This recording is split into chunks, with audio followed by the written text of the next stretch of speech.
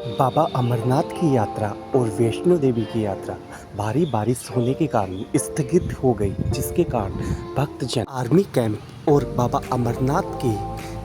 Camp के अंदर ठहरे हुए हैं और पुनः यात्रा खुलने का इंतजार कर रहे हैं। जिन भी यात्रियों को बाबा अमरनाथ की यात्रा और मां वैष्णो देवी की यात्रा करनी है, वो मौसम के अनुकूल ही यात्रा करें, क्योंकि श्रीनगर हाईवे भी अभी भूस्खलन के कारण स्थगित हो गया है।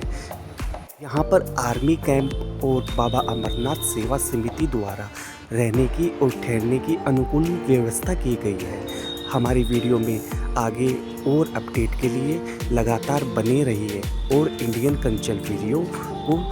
लाइक करें, शेयर करें और सब्सक्राइब करें, और ज़्यादा से ज़्यादा बाबा के भक्त और माता रानी के भक्तों तक यह वीडियो पहुंचाने का कृपया करें।